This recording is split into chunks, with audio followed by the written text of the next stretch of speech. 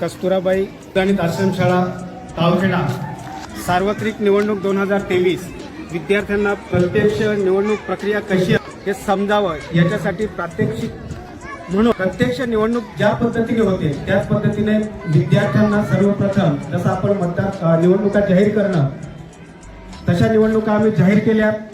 तदनंतर मतदारसंघांची बांधणी किंवा रचना त्या रचनेनुसार आम्ही विद्यार्थ्यांचे वर्ग समाविष्ट केले। त्याच्यानंतर तारखा जाहीर करण्यात आल्या। तारखा जाहीर झाल्यानंतर प्रत्यक्ष विद्यार्थ्यांकडून उमेदवारी अर्ज भरून घेण्यात आला। तदनंतर अर्जासोबत आपण एक डिपॉझिट म्हणून 21 रुपये त्यांच्याकडून जमा करण्यात आली। त्याच्यानंतर त्यांना माघारीचा वेळ देण्यात आला। त्याच्यात एक विद्यार्थी प्रत्यक्ष उमेदवार आमचे 8 होते। गटात निवडणुका होणार आहेत, गट अ आणि गट ब। तर दोन्ही गटांमध्ये 4 विद्यार्थ्यांनी उमेदवारी केली होती। त्याच्यानंतर माघारीच्या दिवशी गट अ मध्ये एका विद्यार्थ्याने माघार घेतली। आता एकूण उमेदवार 7 आहेत।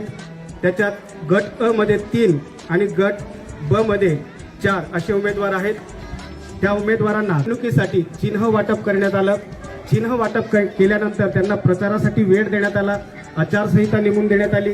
त्याच्यानंतर प्रत्यक्ष कर्मचारी वर्ग जो आहे म्हणजे प्रत्यक्ष मतदानासाठी जे विद्यार्थी आहेत त्यांच्या नेमणुका झाल्या आणि मतदान प्रक्रिया ही दोन्ही पद्धतीने होणार आहे। जी आपली जुनी पद्धत आहे त्या जुन्या पद्धतीनुसार ही होणार आहे आणि ईव्हीएम मशीनद्वारे सुद्धा ही निवडणूक प्रक्रिया विद्यार्थ्यांना समजावी म्हणून एक आपण सॉफ्टवेअर डाउनलोड केलं आणि त्याच्यात उमेदवारांची नावं वगैरे सर्व ईव्हीएम मशीनची ओळख व्हावी यासाठी 3ही मशीन आपण प्रत्यक्ष विद्यार्थ्यांना दाखवणार आहोत।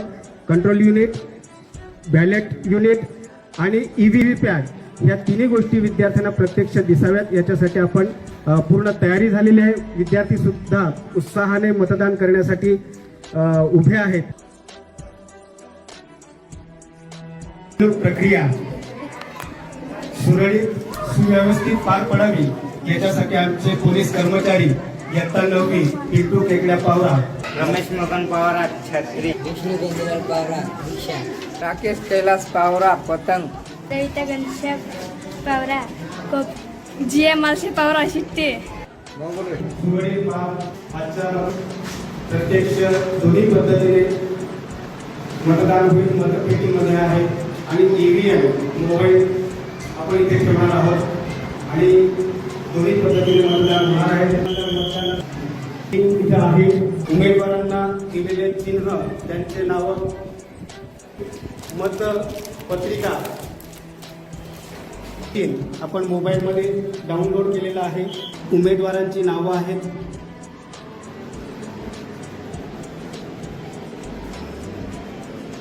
बॅलेट युनिट, कंट्रोल युनिट आणि व्हीव्हीपॅट। आता आपण त्यानंतर ईव्हीएम मशीन प्रत्यक्ष मतदान प्रक्रिया आपण पाहणार आहोत। त्याच्यानंतर मतदान अधिकारी क्रमांक 2 यांच्याकडे, त्याच्यानंतर मतदान अधिकारी क्रमांक 3 आणि बॅलेट देताना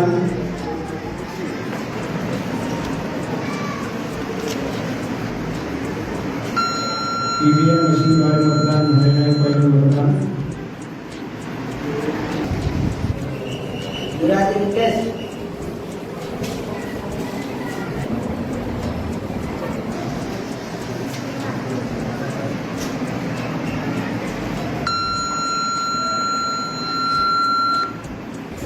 मतदान यादीनुसार स्त्री पुरुष विद्यार्थी आणि विद्यार्थिनी हे मतदार आहेत।